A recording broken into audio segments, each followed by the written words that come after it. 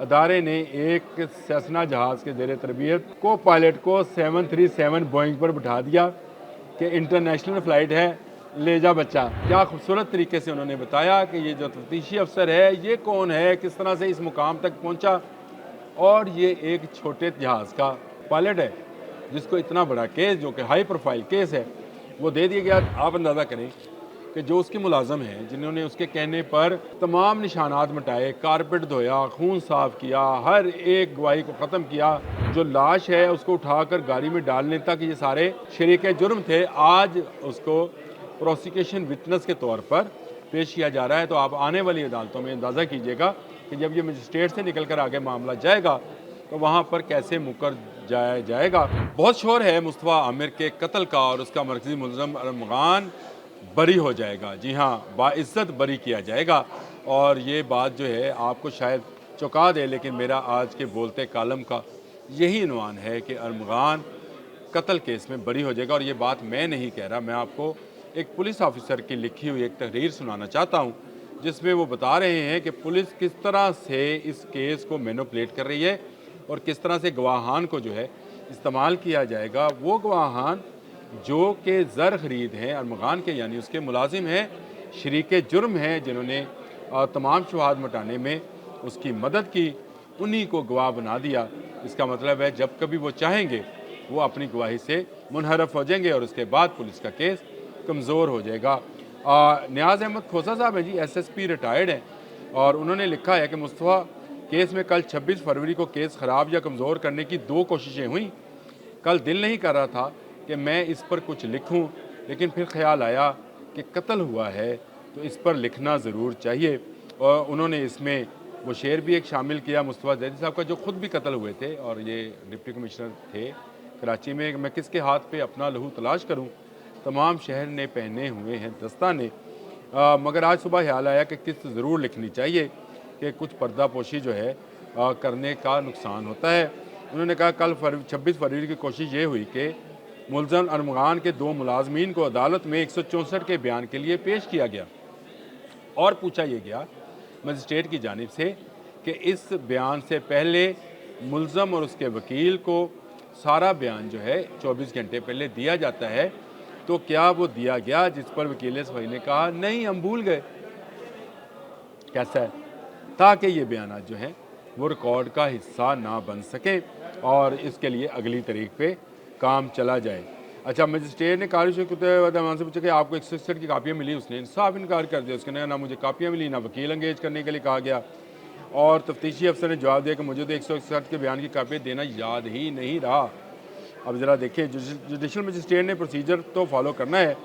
उन्होंने बयान रिकॉर्ड करने के लिए आज 27 फरवरी की तारीख दे दी और तफ्तीशी अफसर सरजनिश के मसरूफ़ कम रहो, केस पर रहो। पहली बात तो यह है कि जिसने मुलज़म अरमान के मुलाजमीन को इस कत्ल केस में गवाह रखने की डॉक्टरी की, यह डॉक्टरी पे लफ्ज़ पे गौर कीजिएगा, यानी इसको किस तरह से इंजीनियर्ड किया जा रहा है। इसको आप डॉक्टरी आम फहम ज़ुबान में हम इस तरह से कहते हैं कि उसने ठीक वक्त पर फिक्स मैच खेला है और सही वक्त पर छक्का लगाया है। आज 164 के बयान के बाद आप समझे केस ख़त्म। अरमान और शराज कुछ ही अरसे के बाद केस से बरी हो जाएंगे। ये मैं नहीं कह रहा, ये एक रिटायर्ड SSP जो हैं तहरीर नियाज़ अहमद खोसा साहब हैं, वो कह रहे हैं और उनकी ये तहरीर है जो मैं आपको पढ़ कर सुना रहा हूँ। बड़ी इस तरह के अदालती ज़ुबान में पुलिस केस के गवाहान को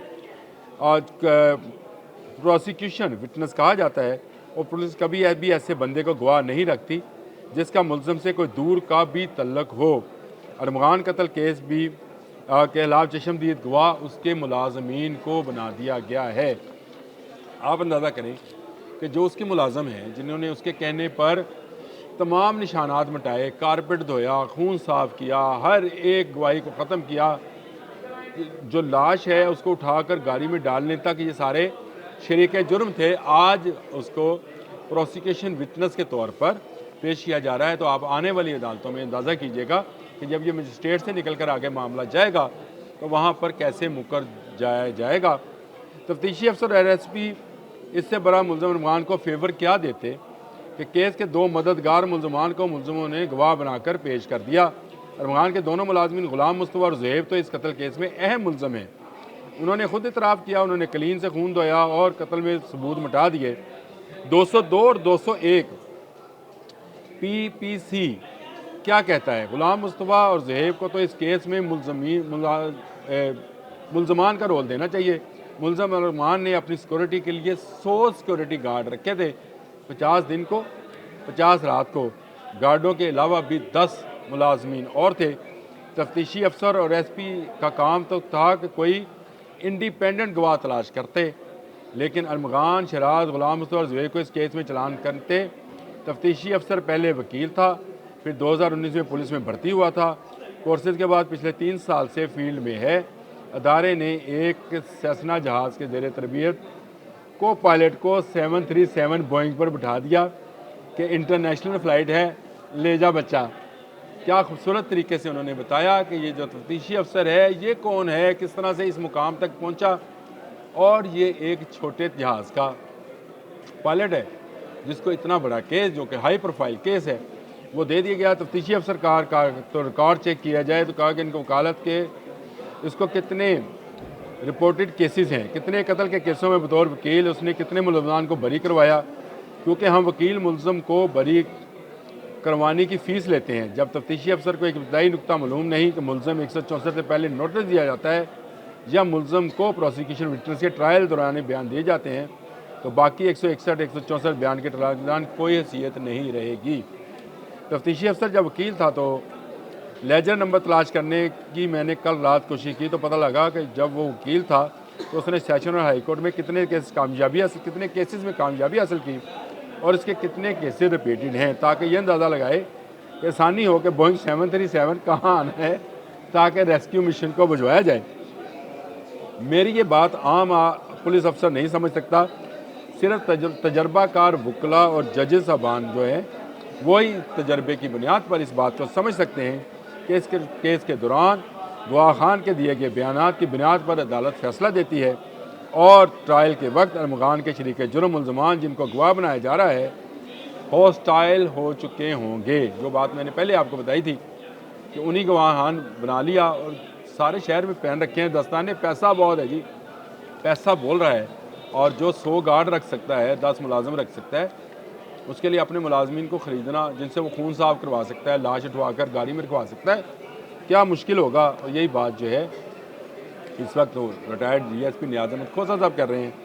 जस्टिस ज़फ़र राजपूत साहब ने ऐसा तरीके से इस हाई प्रोफाइल केस में अपना रोल अदा कर दिया। उन्होंने ना सिर्फ दहशतगर्दी अदालत के गलत फैसले की सलाह कर दी, बल्कि उस फाजल जज साहब के रिमांड देने और चार्ज फ्रेम होने से पहले केस के ट्रांसफ़र के एहतियात भी सलब कर दिए हैं। यानी उन्होंने अपना काम बड़े खुशसलूकी से अंजाम दिया है।